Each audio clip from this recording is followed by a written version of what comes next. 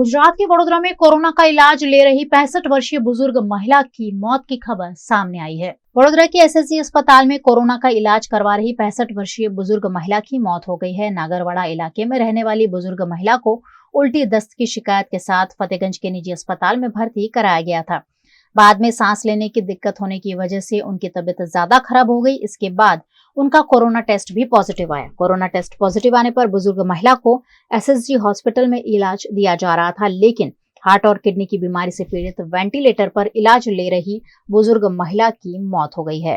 वहीं अनहाइजीनिक तरीके से कान छिदवाने पर स्किन की बीमारी की शिकार बनी 2 बच्चियों के मामले के बारे में एसएसजी के सुपरिंटेंडेंट डॉक्टर रंजन अय्यर ने जानकारी दी। एक સમાજમાં નવચેતના ફેલાય, એક જાણકારી ફેલાય એવા 2 કેસ એસએસજી હોસ્પિટલમાં 2 બહેનોના કાનના ગળાના વિભાગમાં પ્રેઝન્ટ થયા છે। આ બંને દીકરીઓ કાનની અંદર એક ફેશનના ભાગ રૂપે કાનની ઉપરના ભાગમાં પિયર્સિંગ કરાવીને ત્યાં ઘરેણા પહેરવાની આશાએ રસ્તે ચાલતા કોઈ એક વ્યક્તિ પાસે કાનમાં પિયર્સિંગ કરાવે છે। ત્યારબાદ કદાચ સફાઈના અભાવના કારણે, એસેપ્ટિક પ્રોસિજર્સના અભાવના કારણે કાનમાં એક ખરાબ પ્રકારનું ઇન્ફેક્શન લાગે છે કાનની પિન્નામાં। એને આપણે ગુજરાતીમાં કુરચા કહીએ। અને એ ઇન્ફેક્શનના કારણે પેરિકોન્ડ્રાઇટિસ નામનું ખૂબ જ દર્દનાક, સારવાર કરવી અઘરો હોય એ પ્રકારનો એક રોગ લાગુ પડ્યો છે। હવે આ દીકરીઓને દાખલ કરી ઇન્જેક્ટેબલ એન્ટીબાયોટિક આપીને રેગ્યુલર ડ્રેસિંગ કરીને આ ચેપ અમારે દૂર કરવો પડશે।